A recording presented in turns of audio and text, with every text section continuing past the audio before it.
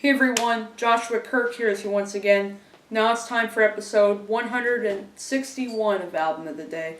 Before I get into the review, I would like to discuss this shirt I'm wearing.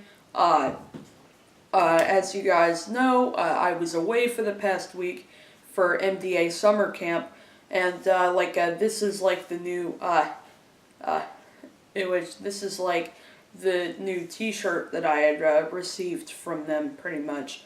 In which I did have a lot of fun, going to Camp Fairley, which has like air-conditioned cabins and like a full-on gym and a zip line and a lot of stuff that's really cool. Just wanted to let you guys know that I had fun at camp and stuff like that. And sorry I didn't get to do this review yesterday morning, but just a day late, but that's totally okay. Anyway, let's get on to the review. Today's artist is a Canadian singer-songwriter who has been gaining quite a cult following, as one of the most hugely acclaimed and most successful artists under the underground, lo-fi, indie folk movement. Hippie folk is definitely one thing you could also call him as well. I'm talking about the singer-songwriter known as Mac DeMarco.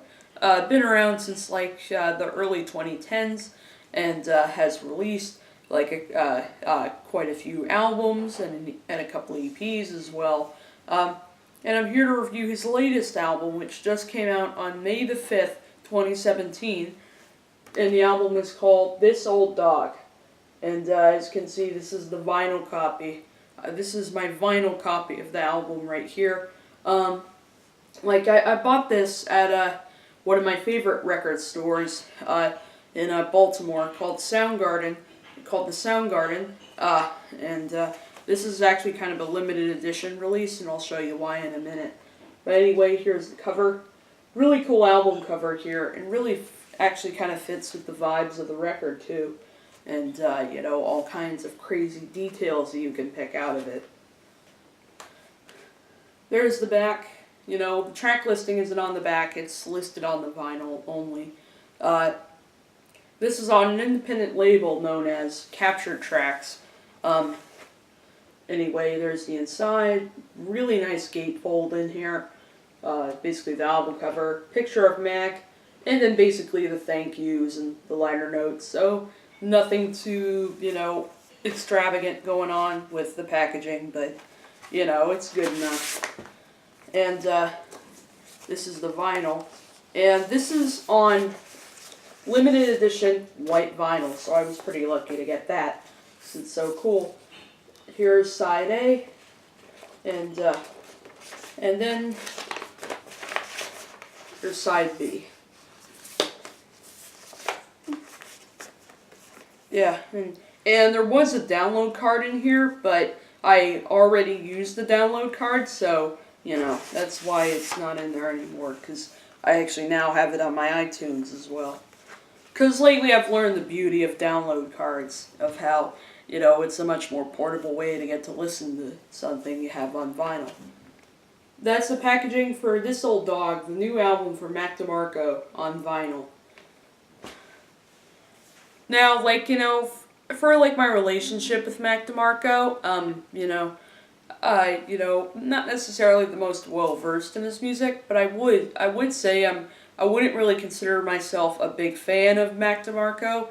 I mean, he seems like a cool guy and all, and pretty easy guy to admire and respect. You pretty much can't really say anything negative about him, but I do feel his music at times can be a little underwhelming, either because it doesn't really it isn't really reinventing indie folk, or because,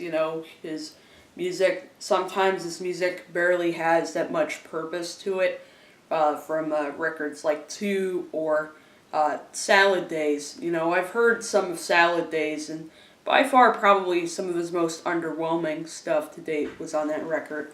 Haven't heard much of another one, but I have heard little snippets of it that sounded pretty good, and I heard really good things about it. In fact, some other people that weren't really initially that big a fan of Mac really liked that record. You know, so I was definitely, and he always had potential to, put out and he always had some potential,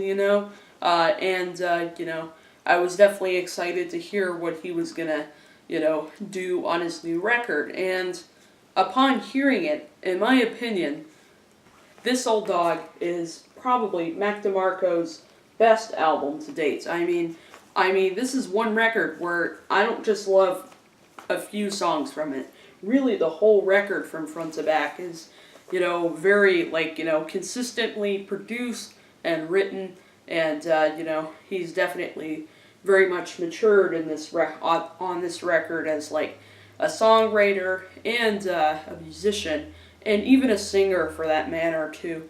His music still sounds very mellow and laid back. There still is some twangy guitars and, kind of patient, lazy vocals. Kind of lazy vocals and, very introspective songwriting. But this one on here, he's really stepped up his game as a musician, I will admit. He highlights themes of growing up and stuff, hence the name This Old Dog, and also trying to kind of put the pieces back together after some kind of some relationships that have kind of fallen apart a little bit. But I like how he also highlights themes about his father as well, like on the opening track, My Old Man, which over some acoustic guitars, a subtle drum machine, and a little keyboard part, we get, Max sort of talking about how his father was, an alcoholic and a drug addict and kind of an abusive parent, and he was barely that close to him.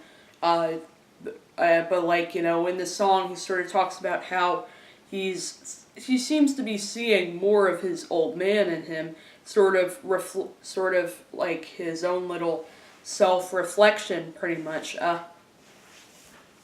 Reflection right there, and saying how, it can't be him because of how lonely and tired he's become and whatnot. And I love all the lyrical curveballs on the track, like that line of there's a price tag of hanging off of having all that fun. And then following that, we get into the title track with This Old Dog, which is also the lead single from the record, even though My Old Man was technically the first single released from the record. And this song is definitely sort of a song about kind of this undying relationship and, this undying, love that he's had for this person, while also kind of highlighting themes of aging as well and stuff like that, and stuff like that. So he talks about how sometimes, his love may be put on hold, or his heart may seem awful cold, but this old, but as long as I live, all you gotta know is that this old dog ain't about to forget. And also, I do really like the really beautiful laid-back instrumental on the song with the acoustic guitar, the bass and the drums actually have nice syncopation and rhythm with one another. And of course, we do get this nice little kind of reverby electric guitar in the chorus as well. It sounds really nice. The song Baby, but then the next few songs on the record seem to be these little chapters of kind of a breakup, pretty much, that he's gone through. Starting with the song Baby You're Out, which I do really like the very upbeat, acoustic guitar and keyboard melodies on the song that really make the song almost instantly memorable, pretty much. Memorable, but the lyrics on this song definitely, have a pretty good point.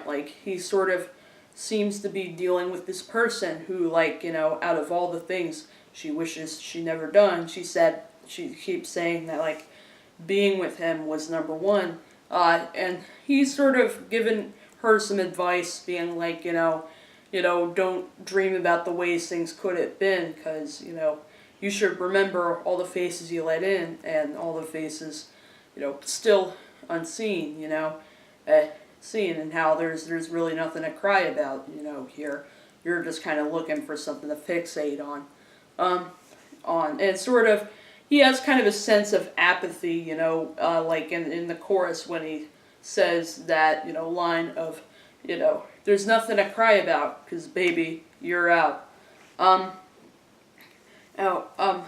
then, but then the next track, for the first time, sort of sees Mac sort of regretting this, breakup a little bit. I mean, he's really kind of, speaking from the heart here, sort of, talking about how, just, living day to day has, and all that simple stuff has been really hard for him. And, and like, he sort of tries to convince himself that she'll come back and stuff like that, but yet he still finds it hard to kind of, feel that way pretty much,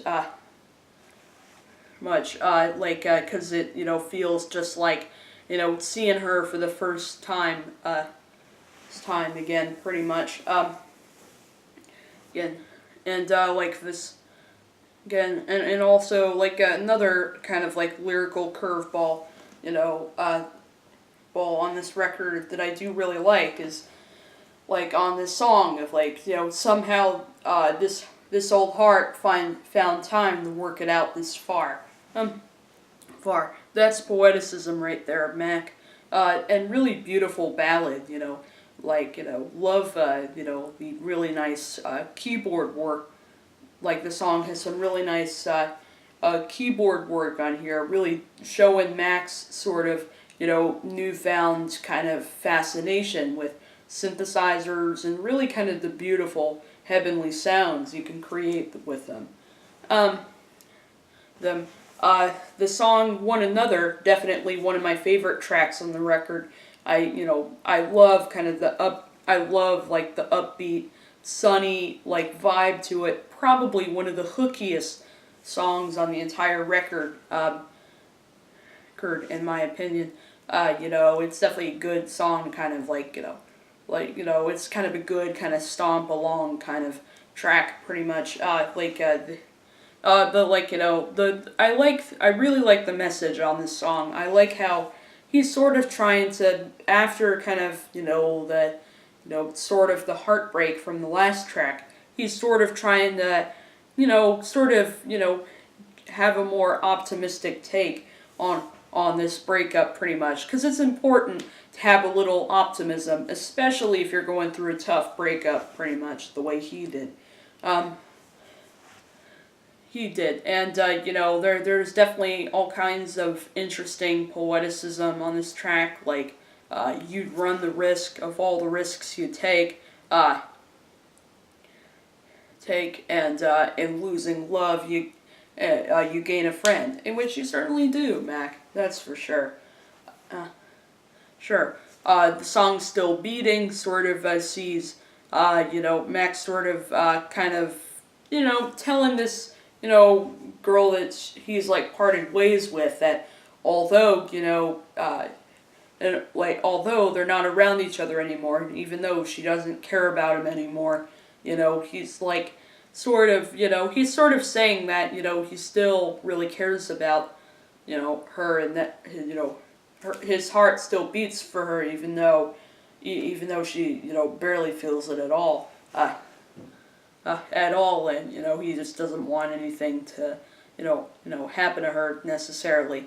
And also, like, this song does have one of the most beautiful guitar melodies on the entire record, I think this song is one example of Mac sort of really stepping up his game with the melodies that he writes, as well, and really creating some really memorable sort of, unique melodies throughout this record.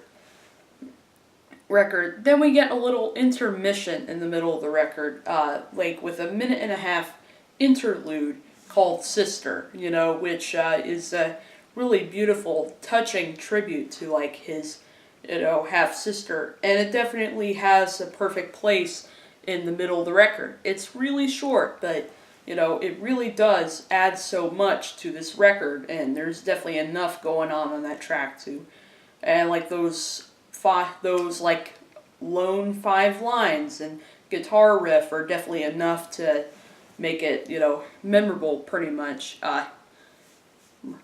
Pretty much.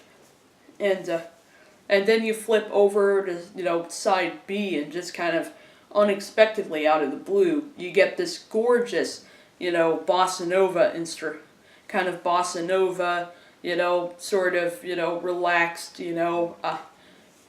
instrumental from, of course, I'm talking about the song, which, of course, I'm talking about the song Dreams from Yesterday, probably my second favorite track on the record.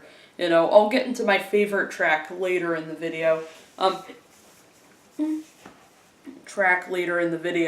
I do really like this song. I've been vibing in this one quite a bit.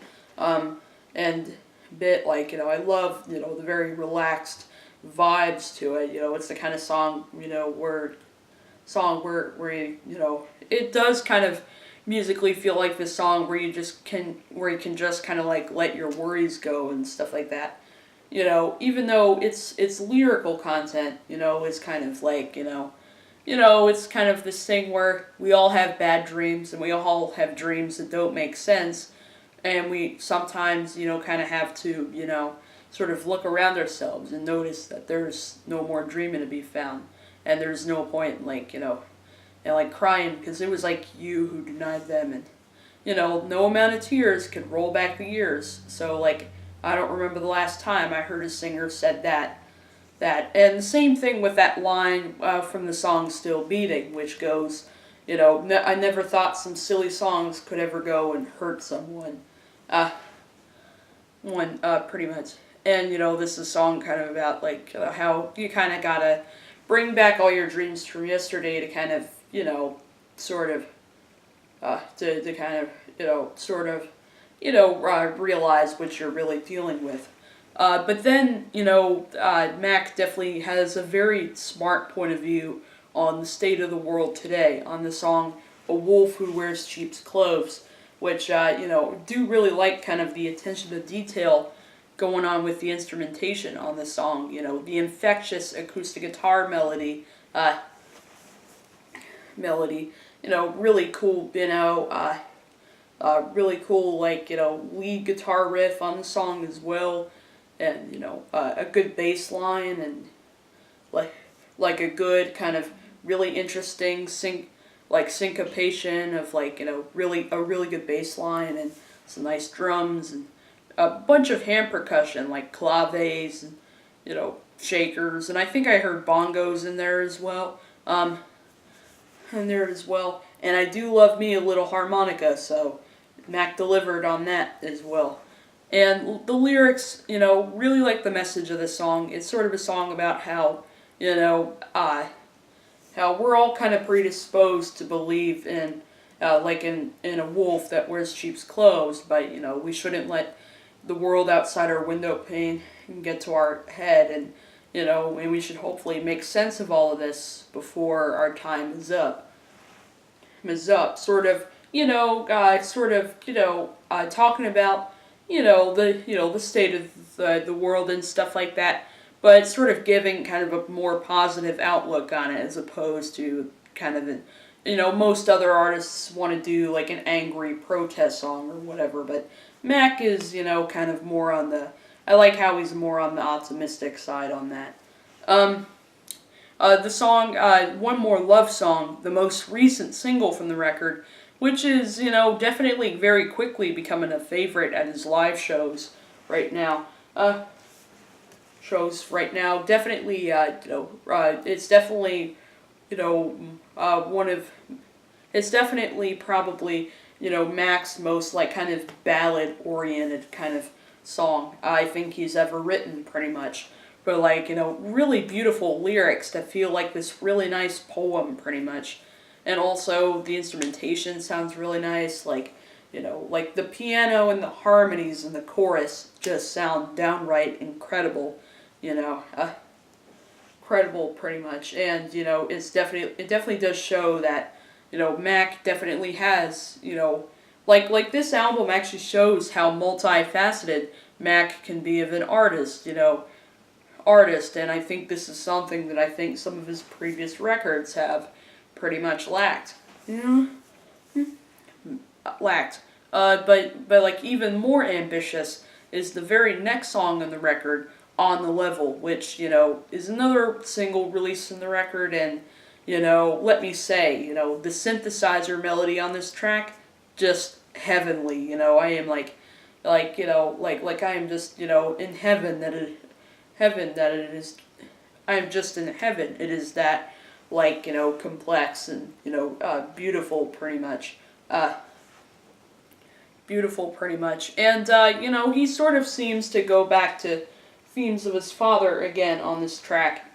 About track sort of talk sort of saying that like this could be his year pretty much, and stuff like that, and like trying to see his father eye to eye finally in this moment that he's in,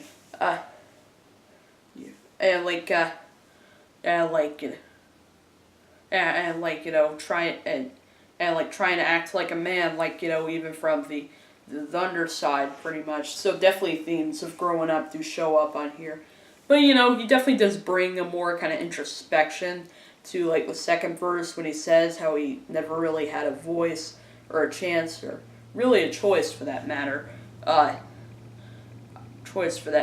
And sort of wondering who's there left to blame. Now I'm going to get into my favorite track on the record, by far the most ambitious thing that I think Mac DeMarco has ever written. By far one of his greatest songs in my opinion. Moonlight on the River.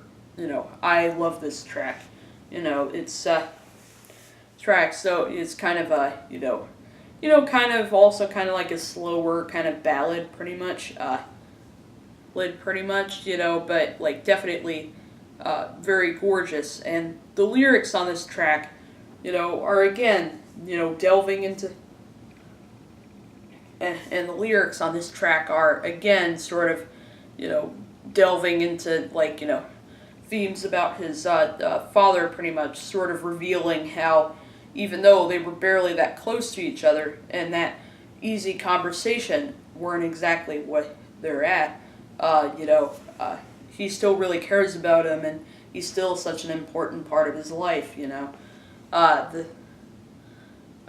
life pretty much, and but he's sort of isn't really sure exactly how to feel about him, because he knows that he wasn't a very nice person and whatever, but he's still he still thinks it's really hard to see him go away pretty much. But everybody dies. But like that's not even the part that makes this song so ambitious. What makes the song so adventurous, in my opinion, is like how long the song is.